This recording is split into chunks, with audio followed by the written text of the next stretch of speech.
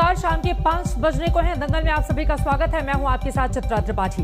अभी अफगानिस्तान में तालिबान का राज कायम हुआ ही है कि काबुल में डबल धमाके से दुनिया भर में दहशत की करंट दौड़ गई। 100 से ज्यादा लोगों की अब तक मौत हो चुकी है। लेकिन बड़ा सवाल यह है कि क्या अफगानिस्तान में आतंकी हमला दुनिया के लिए एक नया खतरा है? ऐसा इसलिए क्योंकि काबुल एयरपोर्ट नाटो देशों की सुरक्षा घेरे में है और काबुल शहर तालिबान के कब्जे में। इसके बावजूद एक आतंकी संगठन अपनी मनमर्जी से आत्मघाती हमला कैसे कर लेता है? सवाल यह भी है कि क्या अफगानिस्तान में तालिबान राज से भारत में आतंकी हमले का खतरा बढ़ेगा? क्योंकि जिस संगठन ने काबुल एयरपोर्ट पर हमले की जिम्मेदारी ली है, उसकी जड़ें पाकिस्तान में भी होकर गुजरती हैं।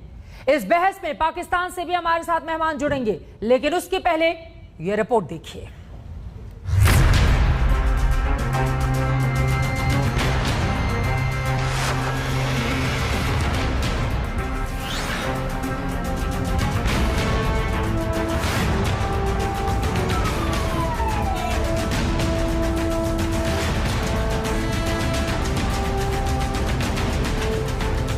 काबुल में डबल धमाके से मौत का आंकड़ा 100 के पार जा पहुंचा है। खुफिया एजेंसियों ने काबुल में और आतंकी हमलों का अलर्ट जारी किया है। सहमी हुई दुनिया की नजर इस वक्त अफगानिस्तान पर है। जी हां, और भारत भी अपनी पैनी नजर अपने पड़ोसी पर गड़ाए हुए है। हालांकि काबुल धमाकों में किसी भी भारतीय की मौत नहीं हुई है, लेकिन जिस तरीके से काबुल पर खतरे और दहशत का शिकंजा कसता जा रहा है, महफूज कोई भी नहीं।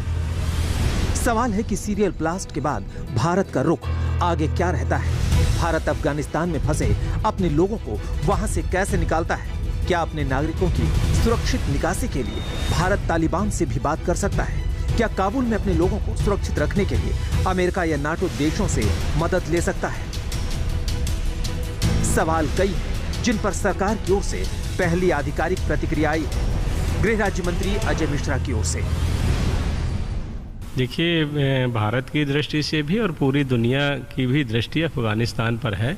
जो घटनाएं वहां पर घटी हैं पिछले दिनों में, वो दुर्भाग्यपूर्ण है और बम विस्फोट के बाद चिंताएं निश्चित रूप से पूरी दुनिया की बढ़ी हैं। जहां तक भारत की बात है, भारत ने लगातार अपने जो हमारे लोग थे, राजनयिक थे, उनको हमने वहाँ से वापस बुलाया है।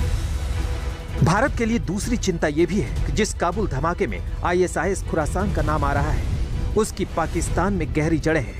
वही पाकिस्तान जो दशकों से आतंकी संगठनों और आतंकियों को पालते पोसते आया है। अफगानिस्तान के स्वघोषित कार्यवाहक राष्ट्रपति अमरुल्लाह सालेह ने भी इशारों में पाकिस्तान को धमाकों का गुनहगार ठहराया है।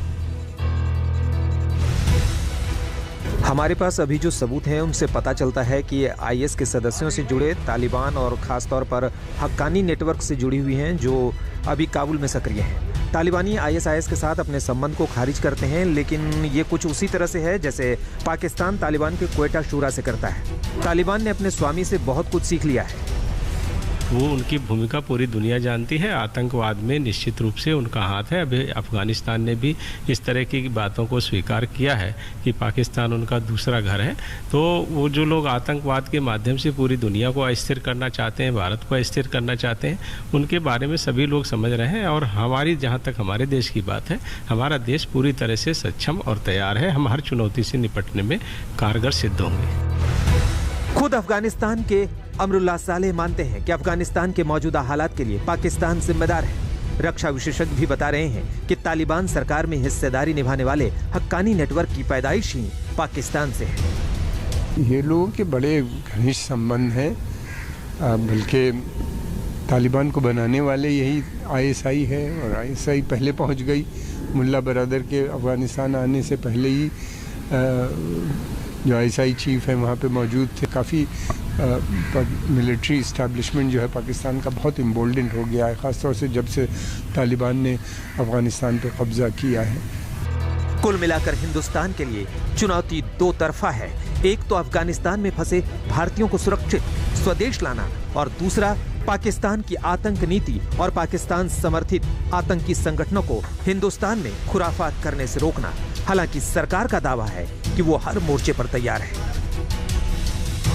दिल्ली से जितेंद्र बहादुर सिंह के साथ आज तक ब्यूरो।